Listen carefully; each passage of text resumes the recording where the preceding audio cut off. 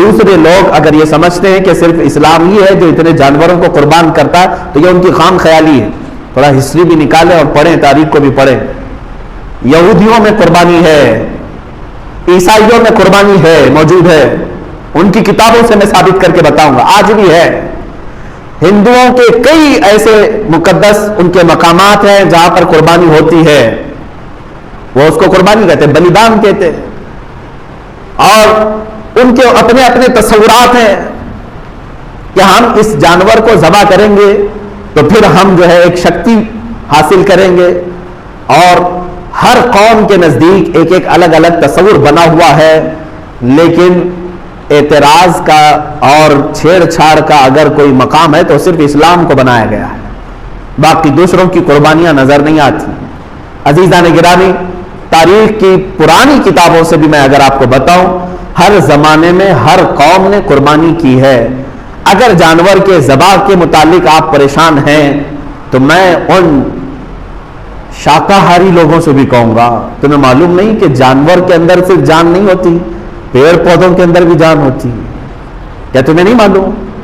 Male female ہوتے ہیں درختوں کے اندر.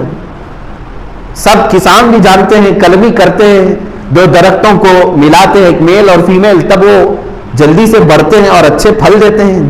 جانوروں کے علاوہ نباتات میں بھی، سبزیوں میں، درختوں میں، سب میں جان موجود ہے. بس یہ ہے کہ وہ چلتے نہیں ہیں، ایک جگہ پر کھڑے ہیں. جان تو ان کے اندر بھی ہے، لیکن تم انہیں بھی تو کاٹتے ہو، انہیں بھی تو کھاتے ہو. اس طرح سے اگر دیکھا جائے کہ کسی جان کو نقصان نہیں پہنچانا چاہیے تو خود اپنی جان کی بلیدان دینا پڑ جائے.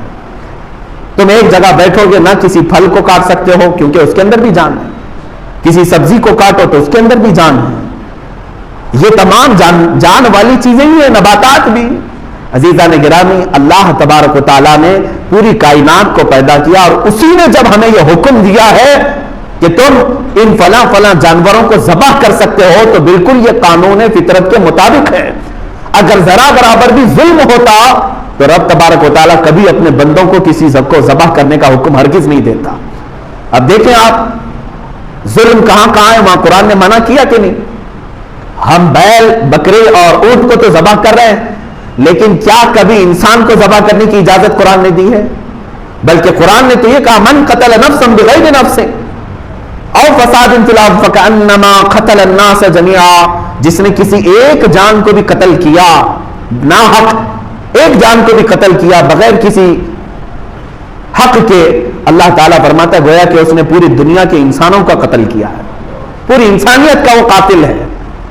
تو اگر ذرا برابر بھی ظلم ہو سکتا ہے کہیں پر تو قرآن نے اس پر پہلے سے پابندی لگا دی کہ تم یہاں قتل نہیں کر سکتے، یہاں نہیں مار سکتے.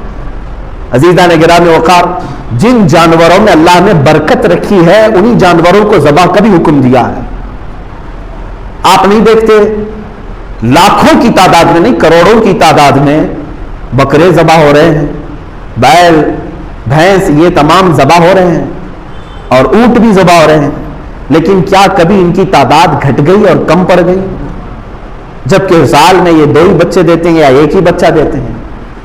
جتنی تعداد میں کاٹے جاتے ہیں اور کھائے جاتے ہیں، بیل ہیں، بکریاں ہیں، اونٹ ہیں، بھینس ہے، ان کی تعداد کبھی کم نہیں ہوئی، کبھی شارٹیج نہیں ہوا گوشت کا. لاک ڈاؤن میں بھی نہیں شارٹیج ہوا، کبھی نہیں ہوا. ان میں برکت رکھی ہے اللہ تعالیٰ نے. جبکہ خنزیر ایک بار میں 17-18 بچے دے دیتی ہے.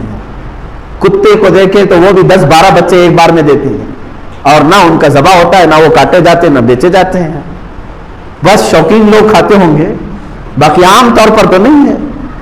لیکن اس کے باوجود جتنے گلیوں میں، روڈوں پر جگہ جگہ بیل، بکری اور بھینس نظر آتے ہیں اتنے کتے تو نہیں نظر آتے. اس لیے کہ اللہ کے نبی صلی اللہ علیہ وسلم نے فرمایا کہ اللہ تعالیٰ نے ان جانوروں میں غیب سے برکت رکھا ہے. یہ برکت والے جانور ہیں. کسی کے پاس بکری آئی تو سمجھ لو کہ اس کے مال میں برکت آئی. خود رسول کریم صلی اللہ علیہ وسلم نے فرمایا تمہارے مال میں اگر سب سے زیادہ کسی مال میں برکت ہے تو وہ بکری میں ہے، جانوروں میں سب سے زیادہ برکت ہے. اسی وجہ سے حکم بھی ہوا کاٹنے کا کہ تم انہیں ذبح کرو، اللہ تعالیٰ اس کے بدلے اور پیدا کرے گا. لیکن کیا ہمیں کبھی بلی کاٹ کر کے کھانے کا حکم دیا اللہ تعالیٰ نے؟ بلی بھی ہر 4 مہینے پر 4 بچے دیتی ہے. 5 مہینے 6 مہینے نہیں گزرتے کہ اس کے پاس 4-5 بچے ہوتے ہیں. لیکن کہیں پر بھی بلیوں کو ذبح کرنے کا حکم نہیں دیا گیا. دوسرے بہت سارے جانور ہیں, قرآن پاک نے منع کر رکھا ہے کہ ان جانوروں کو تم کاٹ نہیں سکتے, ذبح نہیں کر سکتے, کیونکہ جو پیدا کیا ہے وہی بہتر جانتا ہے کہ تمہارے لیے سوٹیبل کیا ہے, تمہارے لیے مناسب کیا ہے, وہ بہتر جانتا ہے. عزیزان گرام وقار, قربانی کے متعلق بہت ساری باتیں ہیں. اب احادیث کی روشنی میں تھوڑی سی باتیں عرض کر دوں.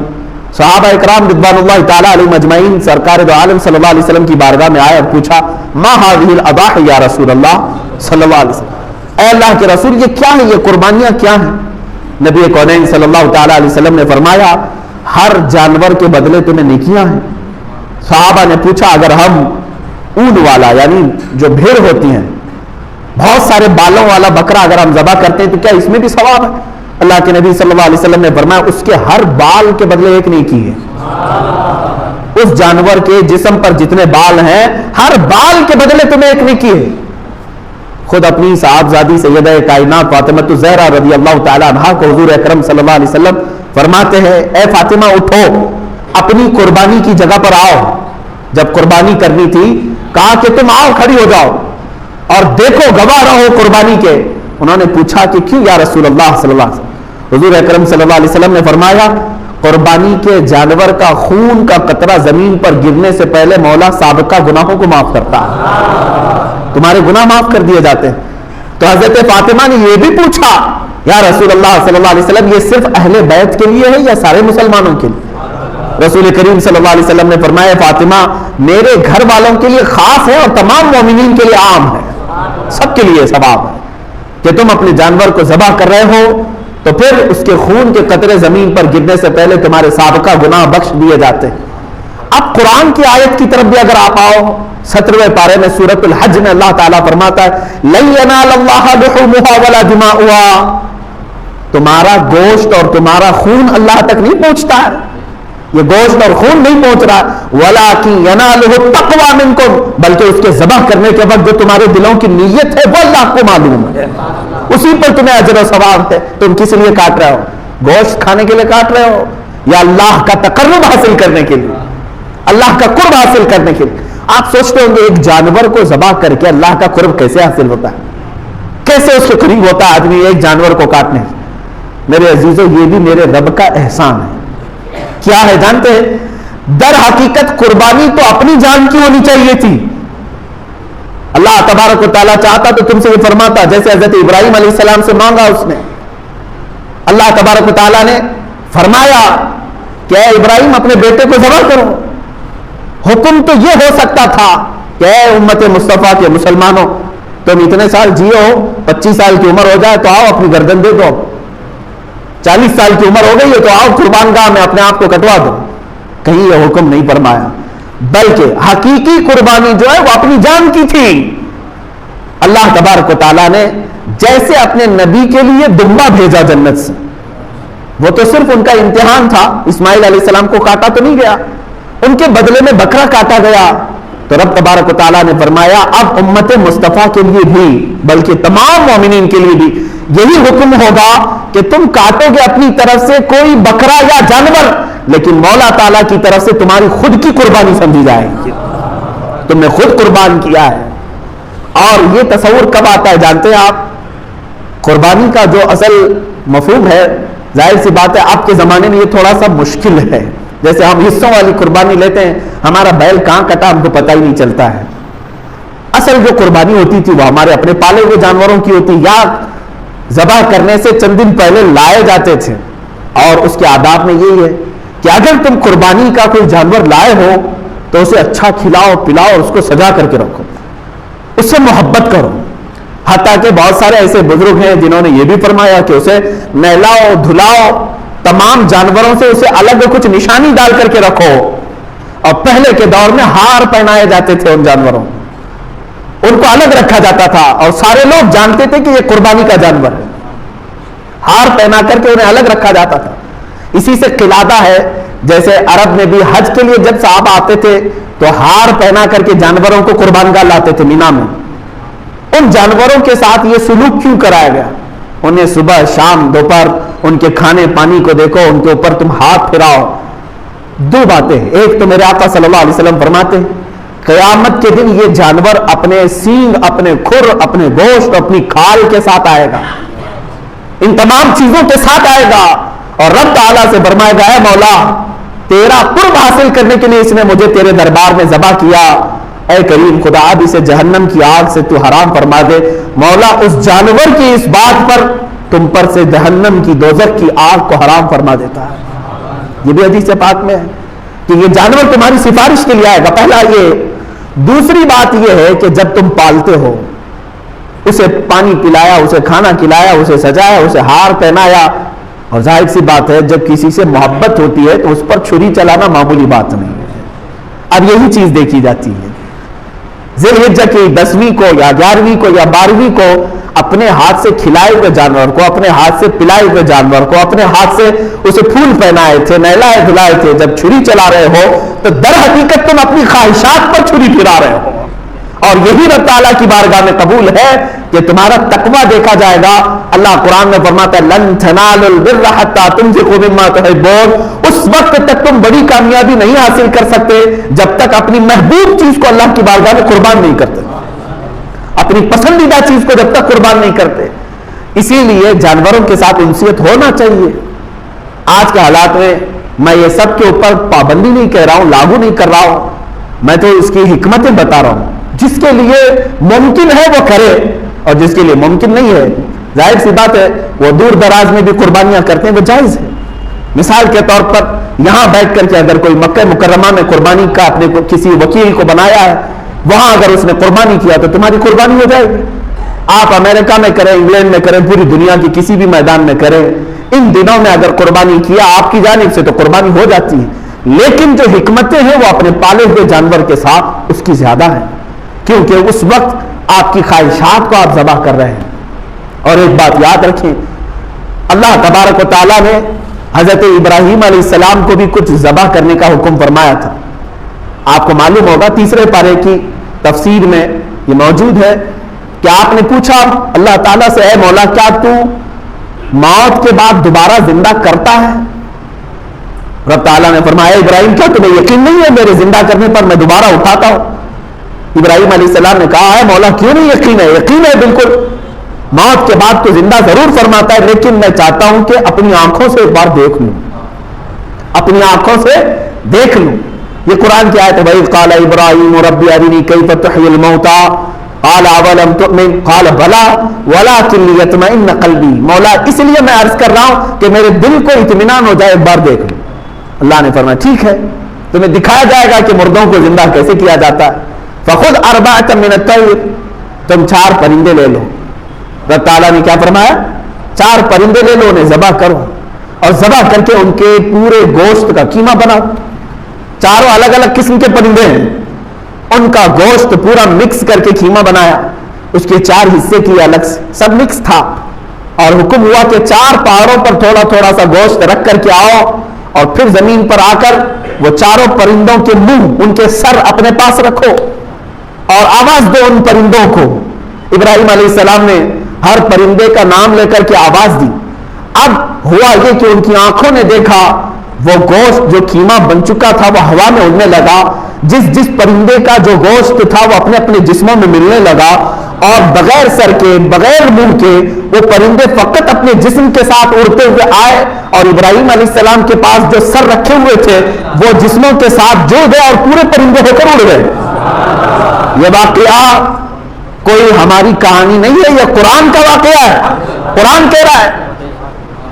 اللہ تعالیٰ نے یہ جو فرمایا, اب اس کے متعلق جو کچھ حکمتیں ہیں میر عبد الواحد بلگرامی رضی اللہ تعالیٰ عنہ سبع سنابل شریف میں فرماتے وہ 4 پرندے جو تھے اس میں سے ایک کوا تھا, ایک مرغا تھا, ایک کبوتر تھا اور ایک مور تھا. یہ 4 پرندے, ان کے نام یاد رکھنے کے لیے اس لیے میں کہہ رہا ہوں کہ ہر ایک کی اپنی اپنی ایک خصوصیت ہے. ابراہیم علیہ السلام نے کیا کیا لیا, کوا لیا تھا, مرغا لیا تھا, اور کبوتر لیا تھا, اور مور لیا تھا. یاد رکھیں یہ 4 پرندوں, اور ذبح کیا ہے, ذبح کیا ہے. قربانی کی بات ہے اس لیے میں بات عرض کر رہا ہوں. 4 پرندوں کو کیوں ذبح کیا آپ نے؟ یہی 4 پرندے کیوں تھے؟ اب اس میں صوفیہ اکرام فرماتے ہیں اس لیے کہ ان 4 پرندوں کی کچھ عادتیں ہیں. کوا لالچی بہت ہے، لالچ بہت ہے، جتنی بھی چیزیں ڈالیں پھر سے اس کے اندر لالچ ہوتی ہے. مرغے کے اندر شہوت بہت زیادہ ہے، شہوت بہت زیادہ ہے. شہوت کہتے ہیں یعنی جنسی سکون حاصل کرنے کے ذریعے ڈھونڈنا، میل فیمیل کے ساتھ تعلق قائم کرنا. مرغے کے اندر شہوت بہت زیادہ ہے.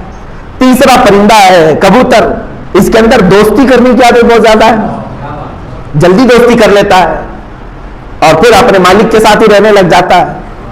چوتھا ہے مور، اس کے اندر دکھاوے کی عادت بہت زیادہ ہے، خوبصورت بہت ہے اور اپنی خوبصورتی کو لوگوں میں بہت زیادہ دکھاتا ہے. جب لوگ دیکھتے رہتے ہیں نا تو پورا کھول کر ناچتا ہے، پر پورے کھول کر ناچتا ہے ان کے سامنے. یہ مور کی عادت ہے. اب سنیے صاحب سبع سنابل شریف یہ فرماتے ہیں کوے کی لالچ، مرغے کی شہوت، کبوتر کی دوستی اور مور کا دکھاوا، یہ ساری خطرناک عادتیں ہیں، انسان کو تباہی کی طرف لے جا سکتی ہیں. لالچ اتنی خطرناک ہے کہ انسان اپنا دین بیچ سکتا ہے. آج دین بیچنے والے دکھ بھی رہے ہیں، محض چند سکوں پر، حکومت کے چند ڈالروں پر بڑے بڑے امامے گر گئے ہیں، بڑی بڑی خانقاہیں جوتیوں میں آ گئی، معاذ اللہ رب العالمین. عزیزان گرامی، یہ لالچ یہ ہے ان کو بہت نیچے کے درجے تک لے آتی ہے.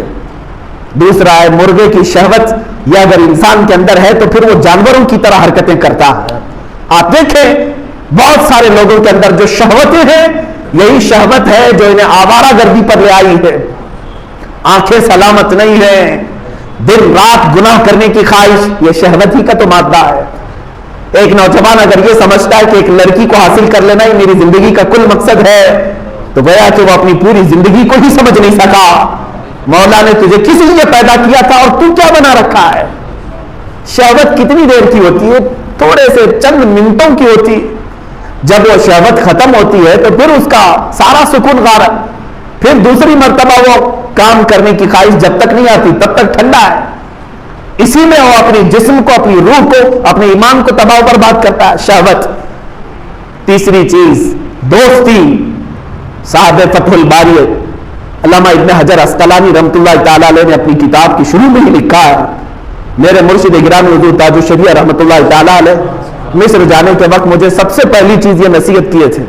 کہا تھا کہ تم پڑھنے میں ٹھیک ہو، اچھے ہو، ساری چیزیں ہیں، لیکن وہاں جانے کے بعد اگر تمہارے لیے سب سے بڑا کوئی زہر ہے تو دوستی ہے. دوستی سے بچو. آپ یہ سمجھتے ہوں گے کہ دوست نہیں بنانا چاہیے، دوست بناؤ، لیکن تمہیں پتہ ہی نہیں ہے کہ دوست ہوتا کون ہے. وہ کسی اور ٹاپک پہ عرض کروں گا. قرآن کہتا ہے یا ویلتا لیتنی لم اتخذ فلانا خلیلا. قیامت کے دن بہت سارے لوگ ایسے ہوں گے جن کو جہنم کی طرف صرف اس لیے لے جایا جا رہا ہوگا کہ ان کی دوستی بری تھی. 19ویں پارے کی شروع کی آیتیں ہیں.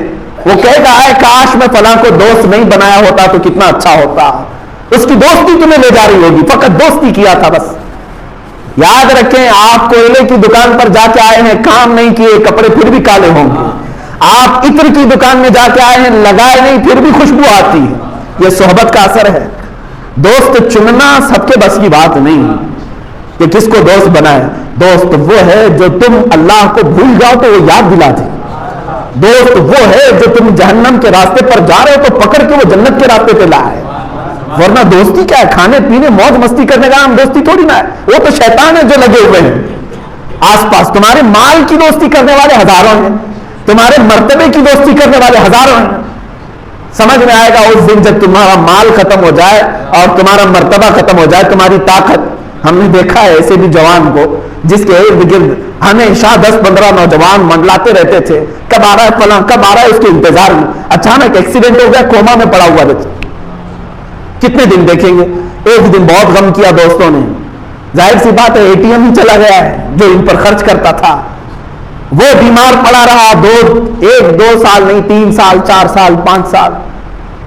عزیزان گرامی، یہ اتر پردیش کی بات میں بتا رہا ہوں، وہاں پر آج بھی وہ نوجوان اسی طرح سے پڑا ہوا ہے اور کوئی دوست آس پاس نہیں. کہاں چلے گئے سب؟ اس لیے کہ دوستی وہ مال کی تھی، دوستی وہ اس کے طاقت کی تھی، دوستی وہ اس کے مقام و مرتبے کی تھی. تمہاری روح کے ساتھ اگر کوئی دوستی کیا ہوتا تو وہ تو تمہاری قبر پر بھی بیٹھا ہوتا. یہاں تو دفن کرنے کے بعد 5 منٹ کوئی رکنے کو تیار نہیں. وہی دوست جن کے لیے ہم اپنے ماں باپ کو چھوڑ کر باہر نکل آتے ہیں, وہ ہمارے کفن پر مٹی ڈال کر چلے نکل پڑے. دوستی وہ نہیں ہے میرے عزیزو. دوستی وہ ہے جو صدیق اکبر نے میرے آقا کے ساتھ نبھائی, رسول کریم صلی اللہ تعالی علیہ وسلم کے ساتھ انہوں نے نبھائی, کہ ان کے مشن کو لے کر کے جو آگے بڑھے ہر درد میں ہر دکھ میں. دوستی وہ ہے جو سیدہ خدیجۃ الکبریٰ رضی اللہ تعالیٰ عنہا نے رسول کریم صلی اللہ علیہ وسلم کے ساتھ نبھائی ہے. بہرحال عام دوستی جو ہے یہ خطرناک ہے. میں تو نوجوانوں سے کہوں گا, تمہیں اکثر گمراہ کرنے والے دوست ہوتے ہیں, ان سے بچو, ان سے بچو. لیکن دنیا یہ چاہتی ہے کہ تمہارے فرینڈ لسٹ جتنی ہے, فرینڈز کی لسٹ کتنی ہے, اتنے تم کو بڑا سمجھا جاتا ہے. فیس بک پہ دیکھو, فلاں جگہ پر دیکھو, لوگ دوستوں کی تعداد بڑھانے میں بہت مصروف ہیں. میری فرینڈز لسٹ اتنی بڑی ہے, اتنی بڑی ہے, تو یہ معلوم نہیں یہ سب ہلاکت کی طرف لے جا رہے ہیں. دوستی یہ خطرناک ہے. میں کسی اور موقع پر عرض کروں, اور مور کی جو عادت ہے وہ دکھاوا, خوبصورتی کا دکھاوا, یہ بھی اتنی خطرناک عادت ہے کہ سارے اعمال اس کے ضائع ہو جاتے ہیں. اس لیے کہ اللہ کے نبی صلی اللہ علیہ وسلم نے فرمایا, ایک شرک ہے اللہ کے ساتھ دوسرا خدا مان لینا, اس کو کہتے ہیں شرک اکبر, اور ایک ہے شرک خفی. اگر کوئی کام تم نے دکھاوے کے لیے کیا تو یہ بھی شرک خفی ہے, گویا کہ تم خود خدا بننے کی کوشش کر رہے ہو. وعد اللہ رب العالمین. تکبر اور ریاکاری, دکھاوا, یہ چیزیں بہت ہی خطرناک ہیں. اب سمجھ کر کے چلیے, ابراہیم علیہ السلام نے جب وہ 4 پرندوں کو ذبح کیا, واقعہ ذہن میں ہے, 4 پرندوں کو ذبح کیا اور ان کے گوشت کا قیمہ بنایا, پھر اس کے بعد الگ الگ رکھا, پھر اس کے بعد آواز دی تو وہ پرندے زندہ ہو کر کے آ گئے. انہوں نے وہاں کیا دیکھا؟ مرے ہوئے, کٹے ہوئے, ٹکڑے ہوئے پرندوں کا دوبارہ زندہ ہونا دیکھا کہ نہیں دیکھا؟ یہ کیسے دیکھا؟ صوفیہ اکرام فرماتے ہیں در حقیقت وہ مرغا ذبح ہوا تھا سامنے, ظاہری طور پر, ظاہری طور پر کوا ذبح ہوا تھا, ظاہری طور پر کبوتر اور مور ذبح ہوئے تھے, لیکن حقیقت میں وہاں پر شہوت ذبح ہوئی تھی, حقیقت میں وہاں لالچ ذبح ہوئی تھی, حقیقت میں وہاں خراب دوستی ذبح ہوئی تھی, حقیقت میں وہاں ریاکاری اور دکھاوا ذبح ہوا تھا. جب یہ 4 چیزیں بندہ ذبح کر لیتا ہے تو ہر مردہ چیز کو زندہ ہوتے ہوئے بھی دیکھ لیتا ہے. اس کے لیے حکمت ہے. آج تم ان چیزوں کو ذبح کرو, اسی لیے حکم بھی یہی ہے. اب حج کے موقع پر بھی جب بندہ وہاں پر مینا میں کنکریاں مارتا ہے, رجم کرتا ہے, وہاں کون سا شیطان ہے؟ کیا سین لگا ہوا کوئی بڑا شیطان کھڑا ہے؟ وہاں تو پتھروں کے پلر ہیں اور چھوٹی کنکریاں ہیں آپ کے ہاتھ میں. جب آپ مارتے ہیں تو پلر کو مار رہے ہیں. حقیقت میں یہ نہیں ہے میرے عزیزو, وہ تو ایک سنت تمہارے سے کرائی جا رہی ہے.